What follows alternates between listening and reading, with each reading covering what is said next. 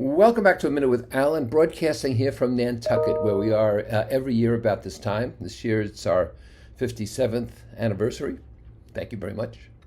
But as you can see in the back here, it's not a great day so far. Of course, the weather changes rapidly on an island, but since it's not a great day yet, can't go to the pool, can't go to the beach, why not record? And so, appropriate of this day perhaps, cold calls. That's my topic, cold calls. Cold calls when you contact someone without any kind of preliminary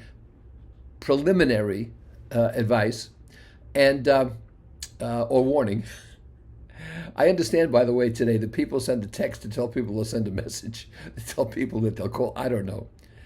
But when my wife and I were first married, speaking of anniversaries, we lived in an apartment high-rise we couldn't afford, overlooking the Hudson River. And there was a doorman. And doorman says, so-and-so is here to see you. I said, I don't know who he is. He says, well, he's from the Encyclopedia Britannica. He has an appointment. So we let him in, and he makes his spiel for the Encyclopedia Britannica. Of course, hard copy back then in the whole business. And I said, it's a lot of money. We didn't have any money. He said, I understand your wife's a teacher. And she said, yeah. And he said, well, there's a 10% teacher's discount. We said, wow. Now, there was a discount for everything. If you were breathing, discount. Anyway, we got it. And we kept that hard copy for, 50 years, probably 55. I just gave them away 2 years ago to somebody who wanted them. But that was a cold call. And he was successful. And back then, people knocked on doors. The cold call was full of brush salesmen or somebody selling a baby tender. They'd knock on the door. My father did both those things, by the way. Today, the cold call might be a voicemail, more likely an email, and people popping up out of nowhere telling you that they're the best virtual assistant ever. They can do wonders to improve your website and SEO and all this kind of stuff. They can do your books. Right, I'm going to do financial stuff with somebody who's in India or Philippines or Bangladesh or whatever. Right, I'm going to do that. So I want to tell you that you'll see a lot on the internet, a lot on LinkedIn telling you the cold calls are great and people claiming they make, 7 figures a year doing cold calls. They're full of crap.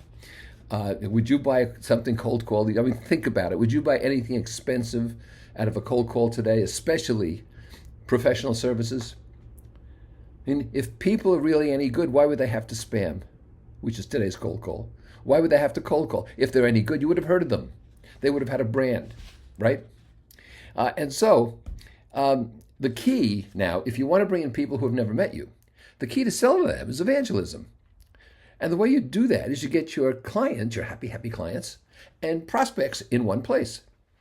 I used to run consulting conventions. I ran 3 or 4, and I get 125 people or so.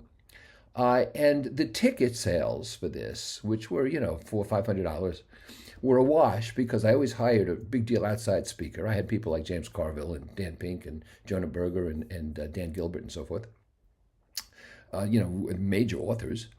And then I had the AV crew, right, because we taped the whole thing, very sophisticated. And then I had the hotel costs and I had meals and all this kind of stuff. So that was a wash.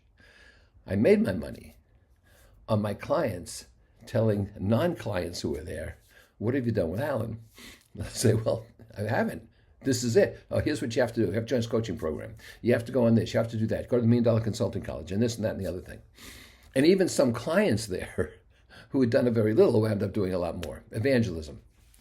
St. Paul was the first viral marketer, and he did a good job sharing Christianity. Have them share your abilities as well.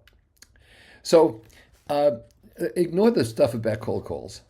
The last cold call I made was in 1985, and I know that because a woman sold me one of the very first car phones in New England, hardwired into the dash.